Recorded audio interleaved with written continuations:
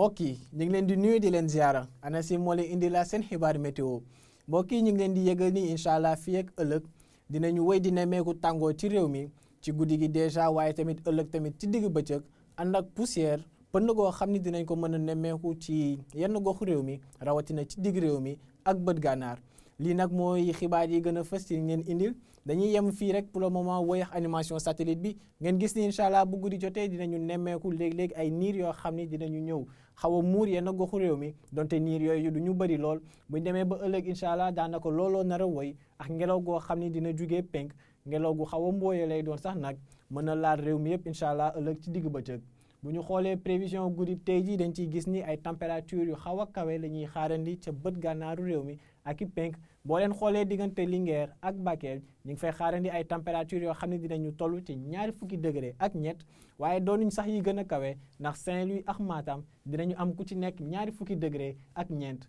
température yooyu ñoo nar a gën a kawe incha allah ci guddi gi waaye bu ñu xoolee digg réew mi ay température yu nar a wàcc ba toll ci ñaari fukki degré dinañ ko am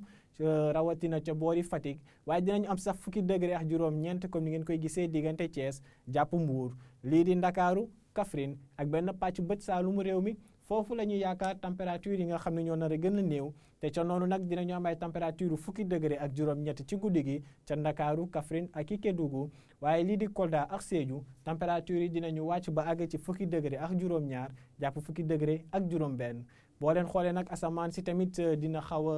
a am niir tuuti waaye li gën a fës mooy weer bi nga xam ne dina feeñ bu baax ak tamit pënd goo xam ne dinañ ko mën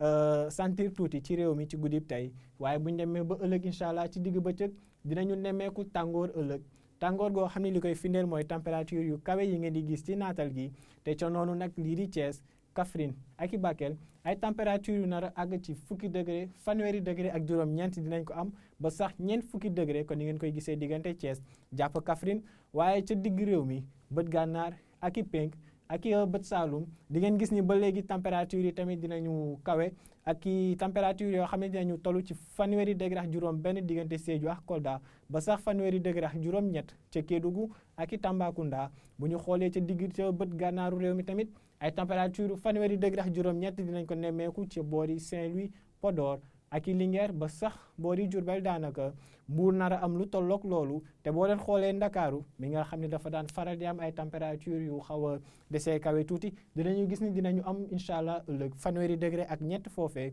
muy firndeel tàngoor goo xam ne dina desandi ci ngox googu tàngoor gi sax mën nañu wax laal na réew mi yëpp comme ni ngeen koy gisee ànd ak poussière pënd goo xam ne dinañ ko nemmeeku bu baax ci digg réew mi ñëw sax ba goxu Ndakaaru waaye tamit ci bët gànnaar incha allah ëllëg ci digg bëccëg la nar a gën a fës te ca noonu nag jàppalee ni tamit niir yi donte dinañ ko xaw a nemmeeku tuuti ci yenn goxu réew mi diggante Bakel jàpp Tambacounda ba wàcc dinañu xaw a tane tuuti ànd ak tàngoor goo xam ne kon ni ma ko waxee ca njëlbeen dina desandi ci réew mi te mën naa sax yokku ëllëg ci digg bëccëg ci yenn gox yi ànd ak pënd goo xam ne nag dina laal gox yi féetee ci digg réew mi ak bët gànnaar mën na àgg sax ba ci soowu réew mi rawatina ca Ndakaaru lii nag moo newoon xibaar yi ngeen indi loon tey mbokk yi te ngeen di ñaan ngeen woy di topp xibaar yi dikkee ci ANACIM ci xarale yi ngeen di gis nii di leen dig daje ëllëg incha allah di leen ñaanal jàmm wasalaam